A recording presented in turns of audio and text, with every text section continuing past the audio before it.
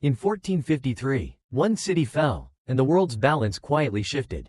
Not because a single border changed color on a map, but because a global system of trade, power, and opportunity was forced to adapt. If you want to understand why certain moments reshape history, this is one of the clearest examples: the fall of Constantinople.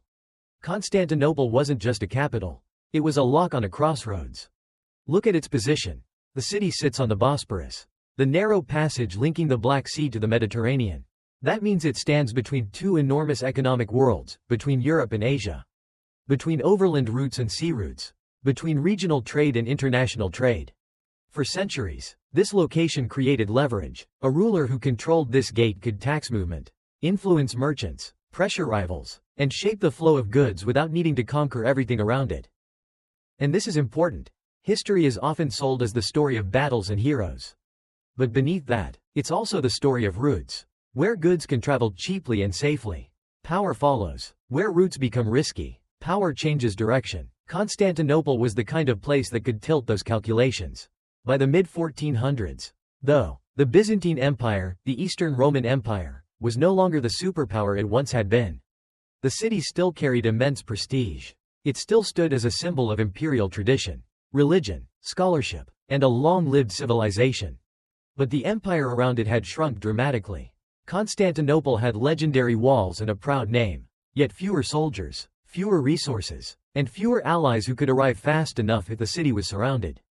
Across the region, meanwhile, another power was rising: the Ottoman state. Organized, ambitious, and expanding, it had been consolidating territory for generations. And in 1453, Sultan Mehmed II aimed for the one prize that could transform a growing power into a true imperial system: Constantinople itself.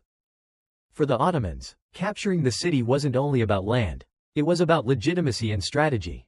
A capital at the Bosporus would be a political center with gravity, a hub for commerce, and a symbol that their empire had arrived. Mehmed wasn't just thinking like a commander, he was thinking like a state builder. But taking Constantinople was not easy, and everyone knew it. The city's greatest defense was its fortifications, especially on the landward side, the Theodosian walls, a layered system built to absorb sieges. In medieval warfare, walls were the ultimate problem. Armies could intimidate, starve, blockade, and raid, but to actually break a major fortress open required time, engineering, and resources. For centuries, these walls had turned invaders into quitters. Yet in the 15th century, the rules were changing. Gunpowder artillery was no longer experimental. It was becoming a siege tool powerful enough to challenge stone. The Ottomans brought heavy cannons designed to batter the walls repeatedly, creating damage faster than defenders could fully repair. One of the most famous elements of the siege is the scale of this artillery: huge pieces that shook the ground and filled the air with smoke and dust.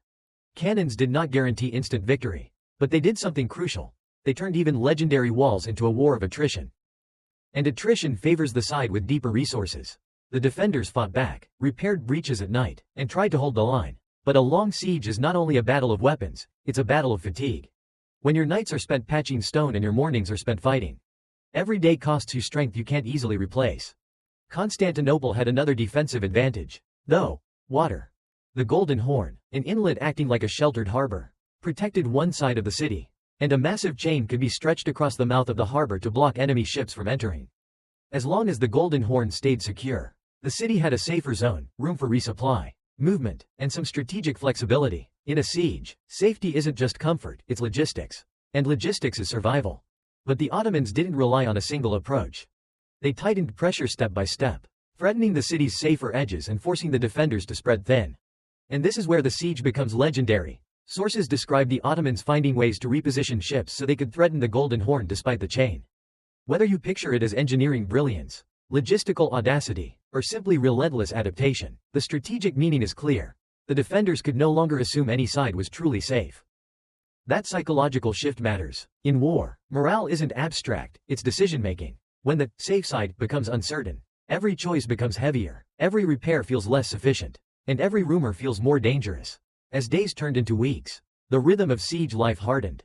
Repair at night, brace at dawn, breathe through dust, count rations, watch friends fall, watch the horizon, repeat. Inside the city, civilians endured the longest fear, waiting.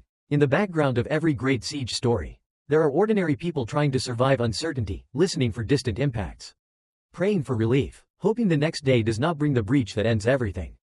And outside the walls, the Ottoman camp kept moving. Soldiers rotated, supplies flowed, engineers measured, crews loaded guns. That's the quiet advantage of a large, organized force.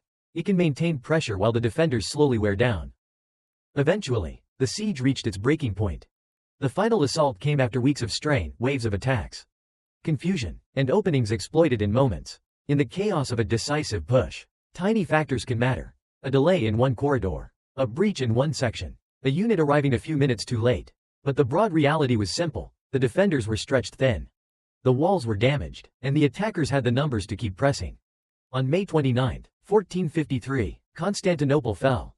If you pause here, it's tempting to treat this as the end of a story, a famous city captured, an old empire's last chapter closed. But Timeline Stories is about turning points, so we ask the next question: what changed because of this?